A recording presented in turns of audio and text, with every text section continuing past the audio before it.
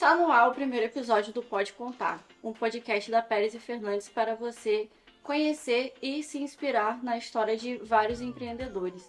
Eu me chamo Amanda, hoje estou aqui como host convidada, porque nada mais justo começar com chave de ouro, tendo como convidada a pessoa que idealizou esse projeto. Então hoje vocês vão conhecer um pouquinho da história da Gisele Fernandes, CEO da Pérez e Fernandes.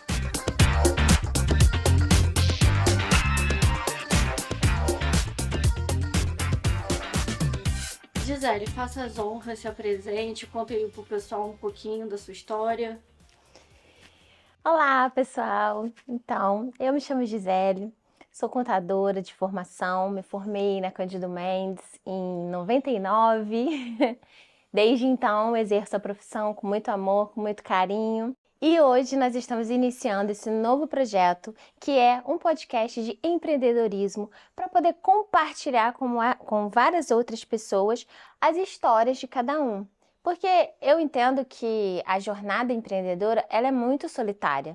E às vezes a gente se pega em vários momentos achando que é só com a gente, que o problema que a gente vive é nosso, que o nosso negócio não vai dar certo. E aí, o objetivo disso é que a gente possa ouvir diversas histórias, aonde a gente possa se inspirar e buscar forças para a gente continuar na nossa jornada. E aí a gente vai ver que não é só com a gente que acontece, né? A forma como outras pessoas resolvem, às vezes, problemas que a gente também tem. Então, é um olhar diferente sobre a mesma situação. E isso vai trazendo novos insights para poder a gente conseguir alavancar cada vez mais os nossos negócios. Perfeito. E antes da gente começar com as perguntinhas, apresento a vocês os nossos patrocinadores, porque sim, primeiro episódio, mas já temos patrocinadores. Como está passando ali na nossa TV, temos a Uniodonto Campus, que é uma cooperativa, um plano odontológico, a melhor aqui da região de Campos dos Goytacazes, que oferece uma gama de serviços odontológicos com diversos profissionais altamente qualificados e com um plano com um precinho bem camarada. E temos também o Sicoob Fluminense, que é um banco que oferece um leque de benefícios para você que é empresário e com as taxas pequenininhas que cabem no seu bolso. A gente agradece muito a esses dois parceiros de longa caminhada que estão aí com a gente e dando esse voto de confiança nesse novo projeto também. E você também pode apoiar o nosso podcast. Basta você clicar aqui em seguir o nosso perfil para acompanhar os próximos episódios e também deixar o seu like nesse primeiro episódio, se você gostou. Então vamos lá, Gisele. Você se formou na faculdade bem novinha, sendo que você já tinha uma família, você já era mãe, esposa. Conta um pouco pra gente como que foi conciliar os desafios de uma recém-formada na área contábil com os desafios da maternidade. Foi uma fase bem conturbada, porque quando meu filho nasceu, eu estava no terceiro ano da faculdade. Naquela época não era por período, né, como é hoje, eram anos, eram 5 anos a faculdade. E aí, quando ele nasceu, eu estava no terceiro ano e, para me agraciar, ele nasceu prematuro. Então, ele nasceu com 6 meses. Meu Deus, adiantado. É. E aí foi uma caminhada difícil, porque foi uma gestação complicada, e aí ele nasceu no meio do ano, né? Nasceu em agosto. Mas eu tive um apoio excepcional dos meus colegas na época, e aí que me ajudaram, né, muito. Eles, no período que eu fiquei sem poder ir às aulas, eles copiavam matéria, traziam para mim, eu só estudava para as provas. Então isso facilitou e eu consegui terminar aquele ano. E depois eu levava ele para a faculdade comigo. E assim foi até eu me formar, né? Quando eu me formei, ele já ia fazer 2 anos. E aí, um ano depois, eu fiquei grávida da minha segunda filha, né? Então eu tive ela também muito nova. Quando eu engravidei dele, eu era muito novinha também, né? Eu já era casada, mas eu fui acelerada desde então. Eu vivo nesse ritmo acelerado desde sempre. E aí me formei, né? Não iniciei imediatamente no mercado de trabalho, porque os dois ainda eram muito pequenos. E aí eu esperei também ele crescer um pouquinho mais, porque precisava de um pouco mais de cuidado, né? E aí ela também muito novinha. Mas depois de uns 2 anos, 2 ou 3 anos, eu iniciei a minha primeira pós-graduação, porque eu sempre achei que a forma mais fácil da gente ingressar no mercado de trabalho ou de trazer novas oportunidades sempre foi através do estudo. Aí iniciei a minha primeira pós-graduação, que foi em contabilidade empresarial, né? Na época pela Fundação Getúlio Vargas. E aí foi onde surgiu a minha primeira oportunidade de trabalho, que foi nada mais do que na Uniodonto. Na época eles precisavam de um contador interno, e aí eu consegui essa vaga, fui trabalhar com eles e trabalho com eles até hoje, na verdade, né? Hoje não mais internamente, né? Mas assessoro a gestão com eles, né? O meu escritório hoje faz a contabilidade deles, externo, e eu faço parte da diretoria, de apoio à diretoria deles. Agora, aí depois, com o passar do tempo, eu resolvi abrir um escritório e amadoramente, né?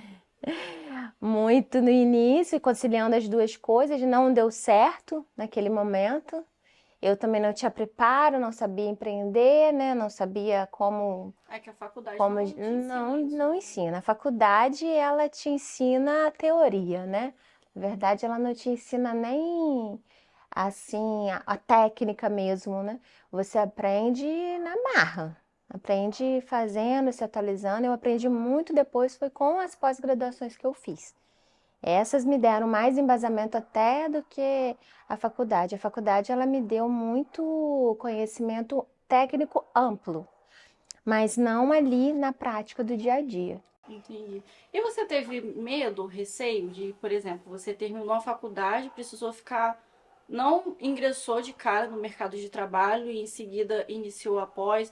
Algum momento na sua cabeça passou assim, meu Deus, vou ficar para trás, vou ficar atrasada, o que vai ser de mim?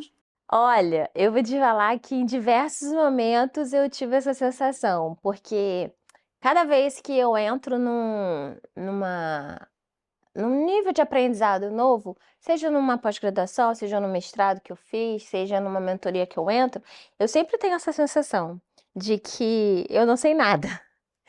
Eu sempre acho que eu tô aprendendo tudo de novo, porque mas eu entendo que que essa jornada é uma escalada, né? E a cada vez você vai subindo um degrau, né? Você vai se encontrando com pessoas que estão em níveis diferentes, e aí você vai aprimorando aquilo que você sabe cada vez mais. Então hoje eu cheguei à conclusão de que é natural você sentir isso.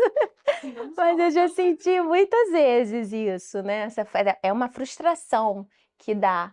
E dá um medo também, né? De não conseguir, né? De não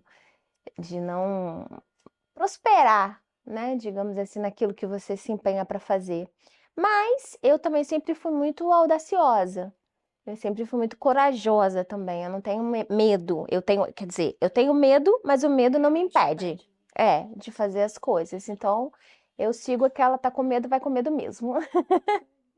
E é complicado, né? Porque às vezes a gente quer que tudo aconteça ali, tudo ao mesmo tempo, tudo naquela hora, e aí lidar com aquela frustração, né? De meu Deus, eu idealizei algo que não tá saindo daquela forma, principalmente quando você decide empreender, né? Que foi como você Sim. falou, que estava no Uniodonto, decidiu empreender de supetão e de primeiro momento não deu certo. Como que você lidou com essa frustração do primeiro impacto de meu Deus, não deu certo agora?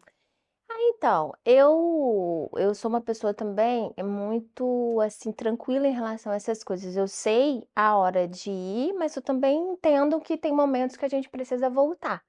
Às vezes a gente precisa voltar para arrumar a base para seguir de novo. Então, eu não me senti assim derrotada, digamos assim, entendeu? Foi uma escolha consciente. Então, quando eu percebi que eu não tinha feito da forma correta, eu achei que era melhor eu dar um passo para trás, né, para seguir depois de outra maneira. E assim eu fiz. Eu voltei, eu desisti, né, do negócio. E aí eu esperei eu me estabilizar melhor, eu esperei aí eu fui buscar mais conhecimentos, porque eu me deparei com uma gama de situações que eu não tinha a prática para fazer, né? Porque quando você assume a responsabilidade de pegar uma contabilidade de uma empresa, você lida com a vida de outras pessoas, são sonhos de outras pessoas. Então, você tem que estar tecnicamente muito bem preparado para isso, porque é desonesto às vezes você fazer de qualquer maneira. E aí, quando eu comecei a lidar com certas situações em que eu não tinha o preparo, eu achei melhor eu parar, me especializar, aprender mais a fundo o que eu precisava. Ali eu entendi o que eu precisava e aí eu comecei a buscar. Aí depois que eu busquei mais conhecimento técnico e que eu me senti mais bem preparada, eu voltei para o mercado. É muito legal isso que você falou, de saber o momento ali de, às vezes, dar um passo para trás, né? Mesmo que você já tenha dado alguns para frente. E quando que você sentiu que foi o momento de que, agora eu tô capacitada? Você falou, me especializei mais, busquei mais conhecimento, mas qual foi o estágio que você falou assim, não, agora eu tô pronta? E como que foi também para você começar mesmo, montar ali o seu escritório, conquistar os clientes? Então, como eu trabalhava, né, dentro dessa cooperativa, a Uniodonto ela é uma cooperativa odontológica, né, formada por dentistas. E aí, eu acabava, querendo ou não, eles acabavam trazendo para mim algumas demandas pessoais deles, né? E aí eu ia vendo, né? Conforme eu fui também me sentindo mais preparada, eles mesmos começaram a me indicar para outras pessoas, e aí a coisa meio que foi acontecendo naturalmente. E aí eu senti que era a hora de eu abrir de novo um estabelecimento comercial, né, próprio. E eu tive muito apoio também na época do meu marido, né? Porque ele era advogado e aí acabou, ele, não, Gisele, vamos montar junto e tal, porque aí uma coisa leva a outra, né? Também são áreas interligadas. Ele faz área trabalhista, área previdenciária, então tinha muita coisa a ver comigo. Eu acabava também, né, dando assessoria para os clientes dele. E aí meio que a gente foi indo e a coisa foi fluindo. E no início foi muito no boca a boca, no indica, né? Um cliente indica. Até hoje eu tenho muita base da minha carteira, ela vem na indicação. Graças a Deus eu tenho, assim, um bom relacionamento com os meus clientes, né? E todos eles vão me indicando. Naquela época não tinha o marketing, por exemplo. Naquela época não tinha o O marketing. marketing. Mas O mesmo hoje em dia marketing. é o melhor que tem também, né? Uma indicação. O marketing hoje ele é necessário, né, para sustentabilidade de qualquer negócio. Não tem mais como você sobreviver sem, né? Mas a indicação ela tem um poder muito grande, Meio que já vem porque validado, vem né? validado. O cliente, quando ele vem indicado de outra pessoa, ele já vem ele vem mais seguro, vem com mais predisposição, entendeu? Ele aceita melhor. É. E aproveitando esse gancho que a gente entrou aí do marketing, qual o panorama assim que você faz? Qual a visão que você tem do mercado contábil de antigamente, de quando você começou, para o de hoje em dia? Porque por mais que, né, tenha tecnologia aí, toda essa evolução, tem muita gente querendo bate na tecla de a contabilidade vai morrer, o contador vai acabar, vai ser substituído. Qual é a sua visão sobre isso? Eu não acredito nisso e vou te falar que eu acho que o mercado contábil, ele é uma das profissões que está mais em alta ultimamente.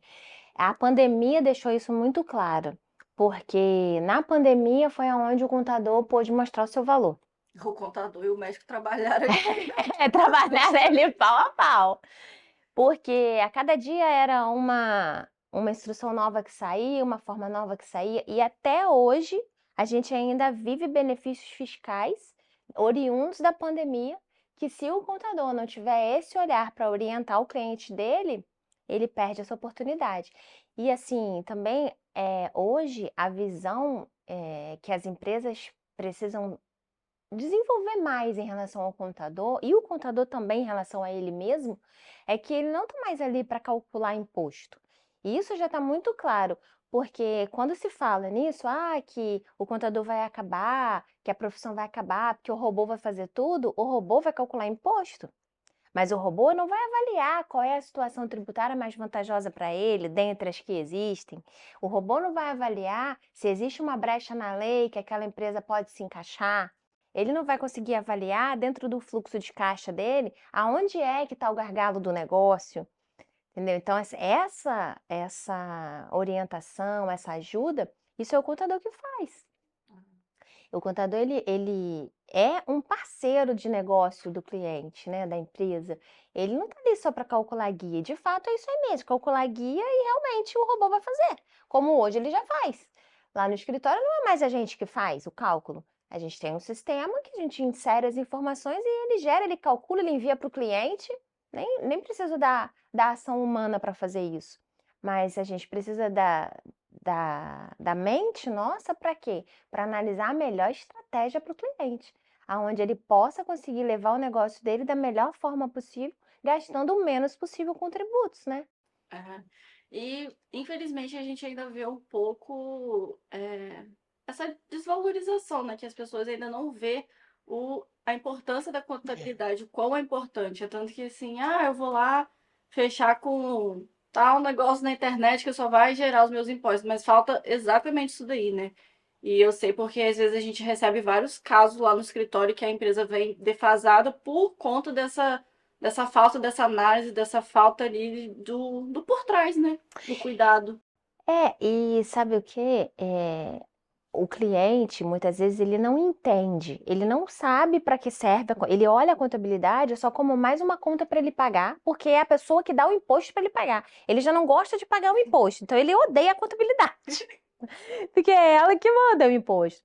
Então, assim, é a forma de se posicionar do contador também que precisa mudar, e a forma do cliente também enxergar isso precisa mudar um pouco, porque a contabilidade, ela tem o seu valor e ela é necessária para a empresa. Ela não só para que ele pague os impostos em dia e de forma correta, porque também um profissional que não sabe assessorar a empresa, ele enquadra ele numa questão tributária errada, ele vai pagar ou o imposto a mais ou o imposto a menos.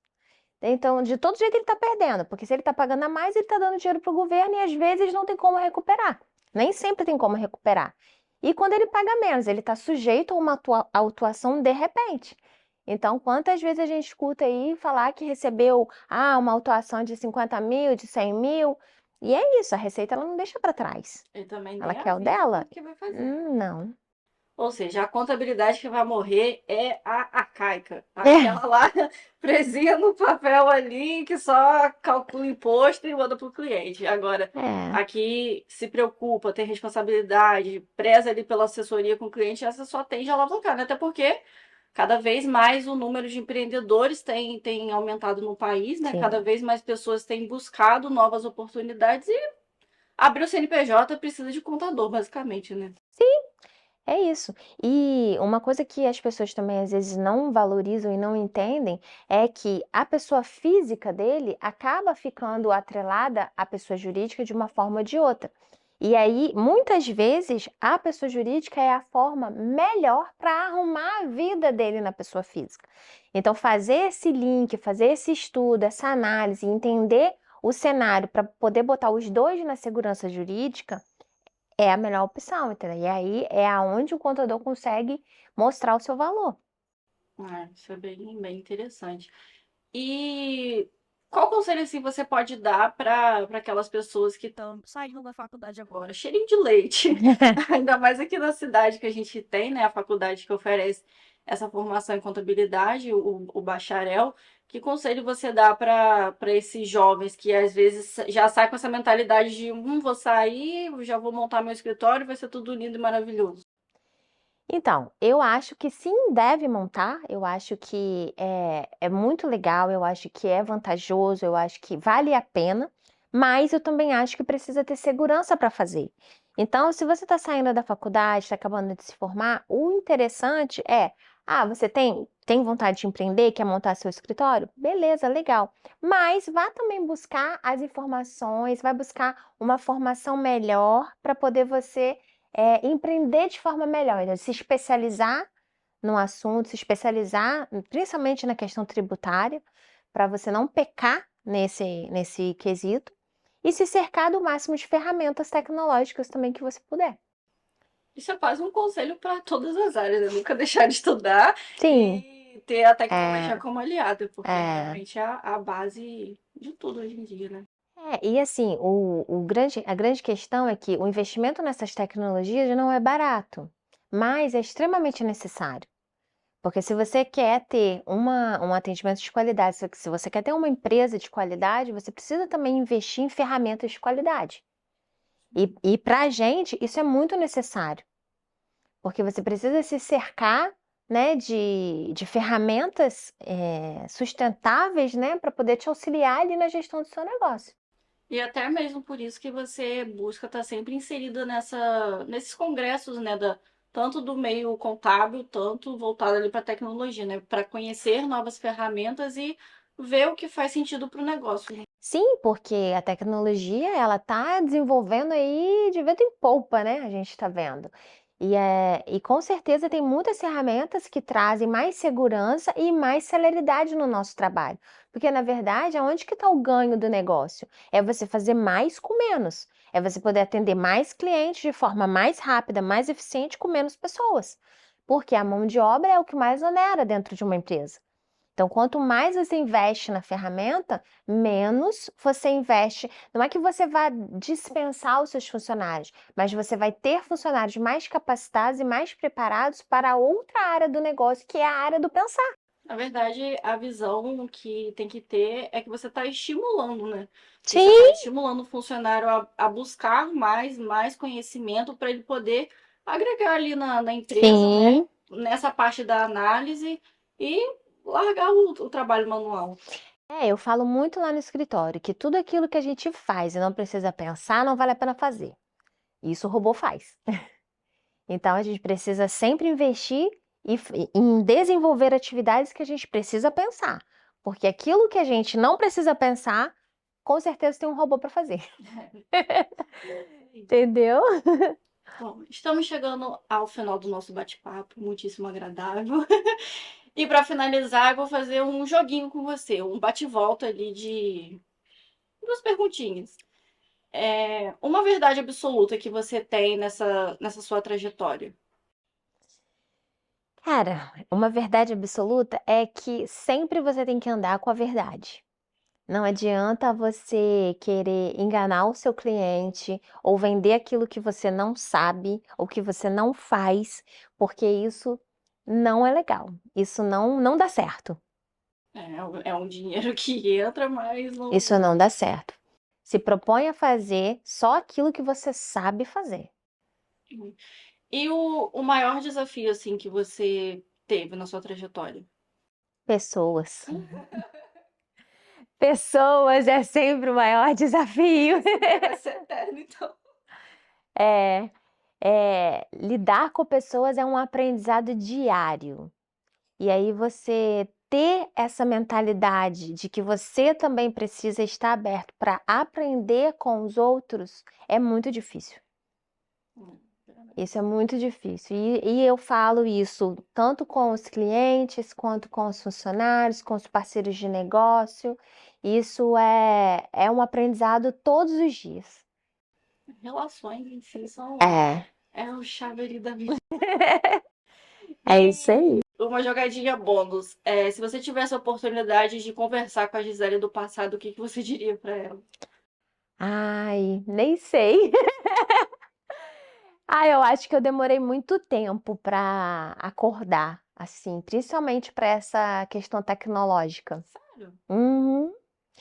Eu vou te falar que eu um dia fui a um evento que eu faço parte de um grupo de contadores da região e tal, e aí um dia postaram lá que ia ter uma feira tecnológica no Rio, uma feira de tecnologia voltada para o mercado contábil. Perguntei lá se alguém ia, ninguém quis ir, falou que ia e tal. Eu falei, quer saber? É no Rio, é num dia só, um bate e volta. Eu falei, vou lá. Fui lá. Gente, aquele dia foi um marco na minha vida. Aquele dia. Porque eu vi, eu vi ferramentas que eu tinha e eu subutilizava elas em mais de 80%. elas eram capazes de fazer muito mais do que eu fazia, porque eu não sabia, não tinha esse conhecimento de que a ferramenta tinha isso, eu também não tinha buscado isso. Eu vi que existia N outras possibilidades, tinham muitas outras formas de fazer, muitos outros negócios a oferecer e eu não conhecia. Então ali eu assim, fiquei muito assustada comigo mesmo, entendeu? E aí, dali pra frente eu falei, não, não posso parar mais. Agora eu tenho que sempre buscar. Por isso eu sempre viajo, eu sempre busco, eu tô sempre atrás de novidades, de eventos fora, porque você conhece pessoas com outras mentalidades, né? Pessoas que às vezes têm negócios muito mais avançados do que o seu. E aí eu procuro sempre estar em contato com essas pessoas, porque se você quer evoluir, você tem que andar e estar com pessoas que estão mais evoluídas que você, Sim, com certeza. né? Para poder você aprender mais, que né? Para você poder trazer mais informações novas para você. E você sente que o meio que nós estamos inseridos, no caso a cidade, assim, contribuiu um pouco para esse, vamos colocar dessa forma, atraso, para esse seu despertar mais tecnológico? Eu acho que é uma cultura, né? Assim, acho que a gente demorou muito, né? Durante muitos anos só tinha a Cândido Mendes de faculdade nessa área, a gente não tinha outras fontes de informação, né? É uma cidade que tem essa cultura muito voltada ali pro, tá tudo assim, deixa como tá, para ver como é que fica, né? E aí a gente foi indo. Mas eu vejo que hoje, né, tem muitos profissionais já que já alavancaram também, que já acordaram. Esses jovens que estão chegando no mercado, eles já estão chegando com outra mentalidade, e isso é muito legal para a área. É muito legal para a classe, para os negócios. Então eu acho que a gente está vivendo um momento de transição na cidade. Ah, isso é bem bacana. E que bom que nós estamos fazendo parte dessa revolução. É isso aí. Ah, Gisele, muito obrigada pela oportunidade. Tá sendo um prazer aqui ter te entrevistado no primeiro podcast, primeiro episódio. É, eu acredito muito nesse projeto, acredito muito lá no escritório. É exatamente isso. A verdade que você falou como absoluta é uma coisa que você transborda lá pra gente e é muito bacana conviver num ambiente desse. Então, muito obrigada pela oportunidade. E agora eu passo o bastão para você finalizar aí o seu podcast. É isso, pessoal. Então, vamos esperar vocês nos próximos. O próximo podcast nós teremos um convidado especialíssimo que faz parte dessa minha trajetória, que foi uma pessoa também que trouxe uma transformação muito grande para o meu negócio, mas eu só vou falar no próximo episódio. Cenas dos próximos capítulos, exatamente. E aí, eu conto com vocês para seguir a gente, para poder curtir e acompanhar, trazer suas sugestões de assuntos, né? Tá bom? Tchau. Eu não sei finalizar isso.